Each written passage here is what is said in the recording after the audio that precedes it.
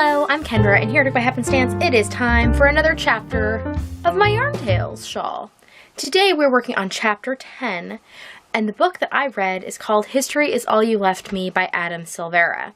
If you are unfamiliar with Yarn Tales, what it is my ongoing series where I read books, tell you a bit about my experience reading the books, then I come up with some design element to add to my Yarn Tales shawl. Today I'm going to start by showing you where my Yarn Tales shawl is at. Here we have it. It's getting fairly long.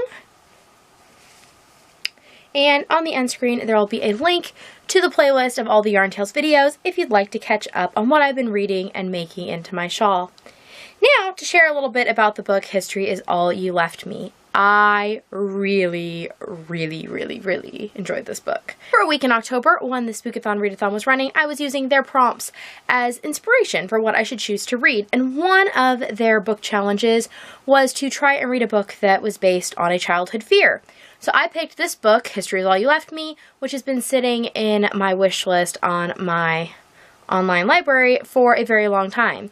And I knew that in this book somebody drowns, and I have a great fear of big water spaces. I don't like the ocean. I'm not a fan even of being in pools that much, because when I was 2 I fell in a pool and had to be pulled out, and that was very traumatic.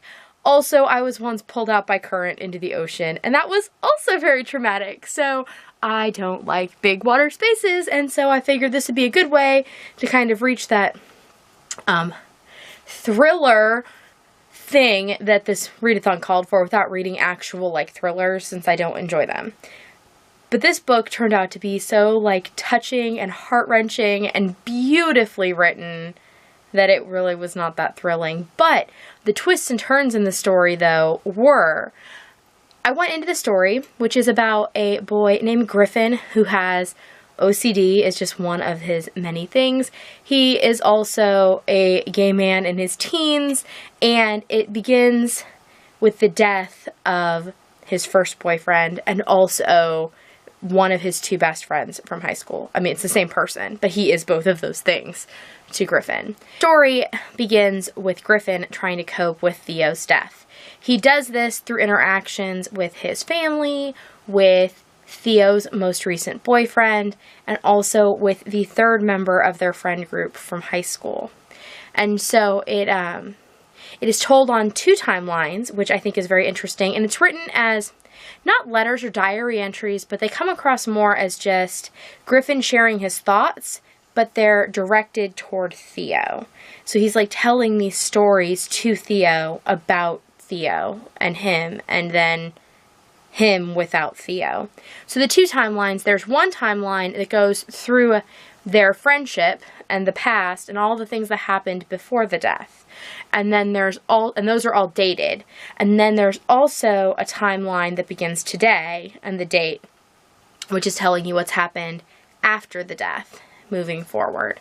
And there are things given the characters that are included in the book that you would anticipate happen. It's oh, well, of course this is going to happen and that's going to happen.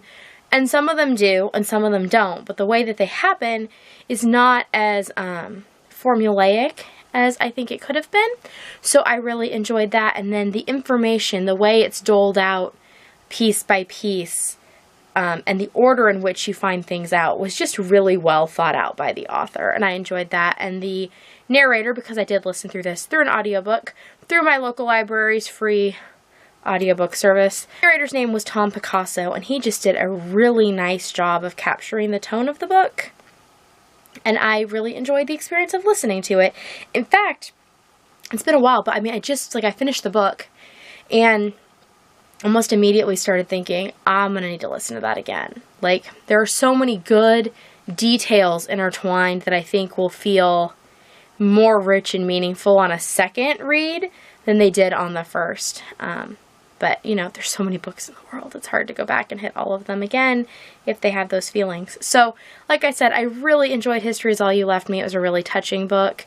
The way that they handled the OCD of the main character, it is very, very prevalent in the story because obviously having a traumatic situation happen, Griffin is having a lot of like he's trying to cope with life, and his OCD is part of how that coping is taking place.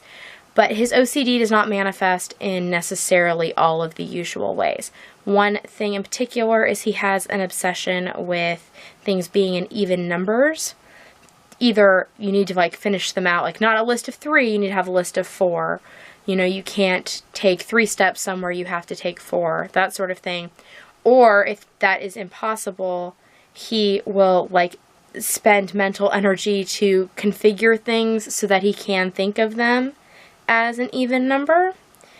So that is talked about a lot and handled, I think, very nicely. So I was thinking through as I was reading and trying to come up with like a color that maybe stood out to me through the book.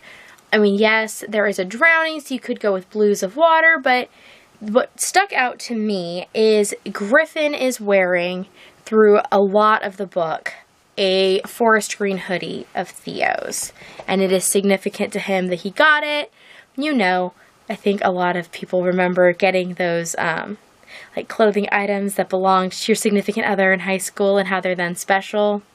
He has a special sweatshirt. So that is this forest, or I guess this is actually, I think, hunter green Super Saver. And then I was just like, well, what colors would go with that? He also wears jeans with that, so this is kind of a denim-y blue. And then just to round out the other 2 characters that are primarily in the books, there's 4 characters, and also because I wanted to have an even number, there's some soft navy and some tea leaf green.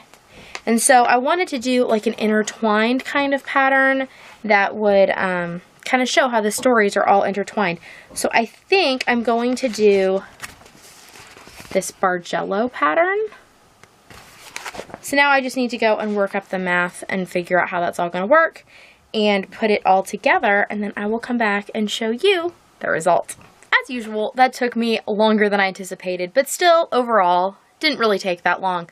It takes a little bit longer putting the segments onto the shawl than it would ordinarily take me to make however much, you know, it takes up 2, 4, 10 inches. I haven't had any that big, but, you know, that much space. Ordinarily, I can usually kind of bust out that much of a shawl fairly quickly.